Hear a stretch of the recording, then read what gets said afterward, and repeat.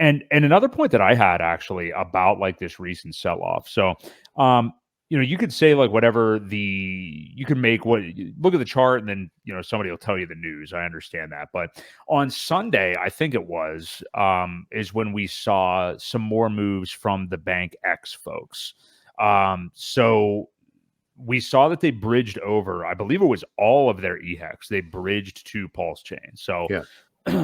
Makes sense to do so. Obviously, well, I don't know if they would have really been dealing with fees or care about fees, honestly. But so they pulled their liquidity for the whole bag. I think it's how much is it? 740 million hex. Yeah. So they bridged it all to PulseChain. I found this very comical. But speaking of some of the bot accounts that tweet out moves, that Hex Alerts account literally said BankX sent 200 million eHEX to bridge, eHEX going to zero. Like they tweeted that themselves. And then quote tweeted it and said it was the whole 700 million. Now, where was I going with this? So, yeah, BankX moves it all over. They had been set to trade it between 1.5 and 3 cents or something like that. Obviously, I don't know when those numbers are coming back. Now that we're at 0.2 of a penny. But they bridged all over to Pulse on Sunday. Originally, I was going to ask what you think is going on here, but it does look like they do have a plan for it. So they moved it onto the 9mm exchange, which I don't know if you've ever used yet, Ewok. I have played around with it, not as not as much as I would like to. I do know there's some opportunity on there for some liquidity providing, but yeah. So they moved their entire stack over to there. I think they created a range of 0.007 up to double that, which is 1.4 cents, I believe. But what they failed to do was provide any liquidity in the full range for the token. And when they put that liquidity at that spot, everybody else pulled their entire liquidity. So there is literally no other liquidity in there except for them.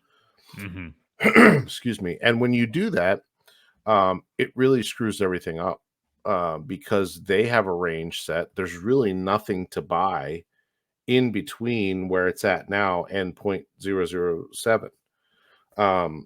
So a couple community members I saw put in like just a few $100s of liquidity just so that it didn't screw everything up, because it can really mess things up if you don't have a full range of liquidity.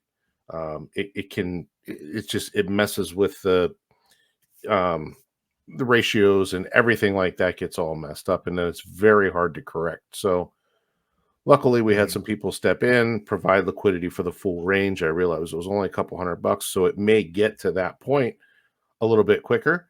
But yet again, people just don't want to buy. They don't want to sell, they don't want to buy into that and be their exit liquidity. So I don't know. I wish they just would have kind of dumped it and taken it all the way down and been gone. But, it doesn't seem to be that that's what they want to do. They want to just wait it out. We'll see how patient they are, right? That's going to be the key. How patient are they? Yeah, I mean, it's definitely going to be a virtue for them right now because, I mean, they were already waiting long enough, it's like a year basically. And then we see some of the action that's happened with eHEX over the last couple of weeks. And it's like all those prices that they were hoping for that they didn't think would be all that far off. None of us did until a certain day. Now they look so far in the rearview mirror that there may not be a way that we can get there. So, well, they could have had $8 million at one point. I think somebody offered $8 million to buy them out, OTC, and they said no. They didn't want to entertain that offer. So now they're probably really wishing that they would have. Yeah. Yeah, it is interesting to at least see them move it over to there. We'll have to see what does come of it, but obviously a lot of people have been scared off of eHEX for a while now.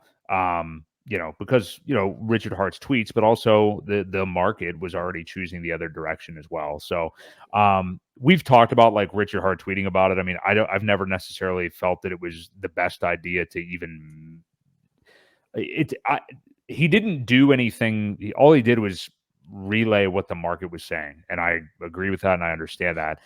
But still, people are stupid, though.